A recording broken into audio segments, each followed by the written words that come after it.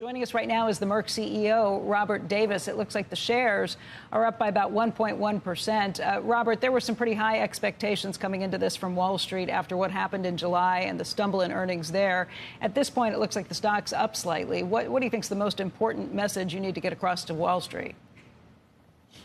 Well, Becky, first of all, thank you for having me. You know, as you said, this is a strong quarter for us with 4% growth, 7% if you adjust for exchange, and it really is driven by the overall strength of the portfolio. Keytruda grew 21% in the quarter to $7.4 billion, continues to do quite well.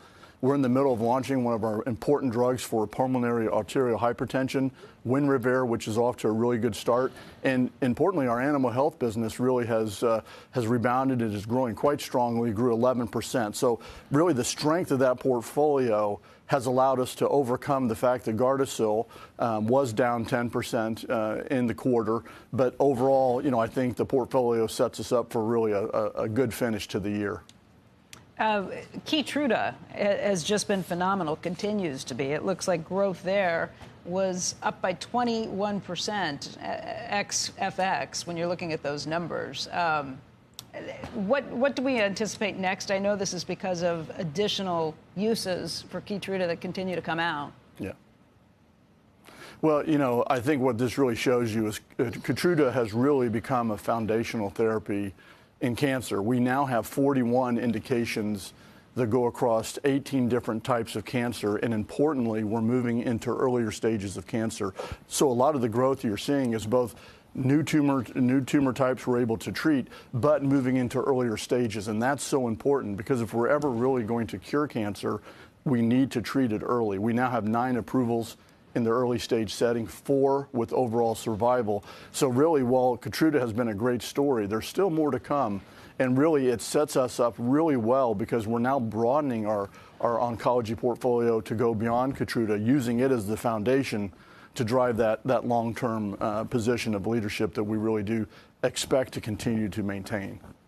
Again, $7.4 billion in sales just in this quarter for Keytruda, but you are facing the biggest roll-off of patent that we've ever seen because it's such a blockbuster drug. People have been asking for a while, what comes next? What are the new releases that you have? I know Winrevair is something that people have been waiting for and watching. Yeah, well, you know, Winrevair is off to a great start, and this is really an important drug. Pulmonary arterial hypertension is really a devastating disease. You know, at 5 years, 43% of the people facing this, unfortunately, will pass. So our ability, hopefully, to make a difference there is going to be important for the patients, and it's going to drive growth for the company. But if you look beyond that, you know, I feel really good about how we're both advancing and expanding our pipeline.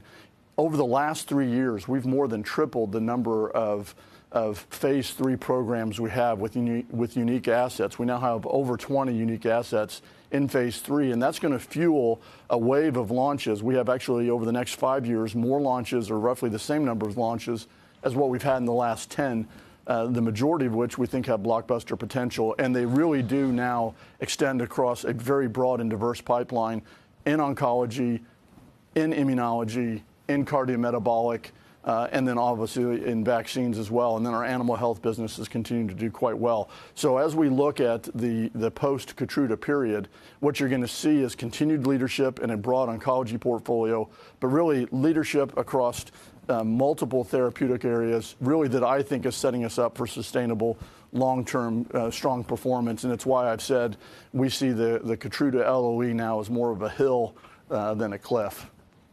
Robert, back in July, the reason the stock was down by more than 9% on the earnings release was because of concerns about Gardasil and sales in China. If you look at the Gardasil sales for this most recent quarter, $2.31 billion. That was below the street's expectations of $2.46 billion. So what happened, and what do you anticipate with Gardasil sales? Yeah, well, you know, as we had expected, and really we tried to foreshadow on our last quarterly call, we are seeing a slowdown in demand in China.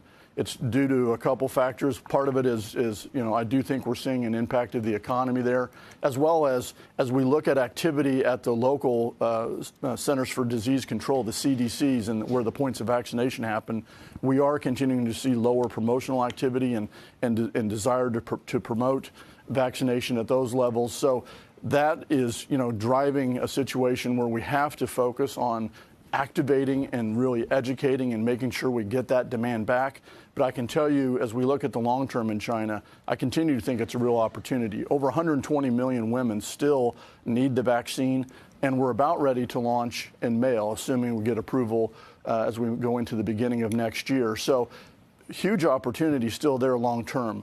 We're very focused in the short term on working with our partner Zhifei to address this, and we're investing in driving the demand to do that. So there's some hard work ahead of us, but the confidence in the long term, and ultimately that combined with the fact that if you look outside of China, everywhere else around the world, we saw overall very strong growth. I think nearly every region we had grew double digit outside of China. So with the growth in the world, with what we're doing to activate demand in China, we remain very confident that long term we're going to be able to exceed $11 billion in revenue with Gardasil by 2030.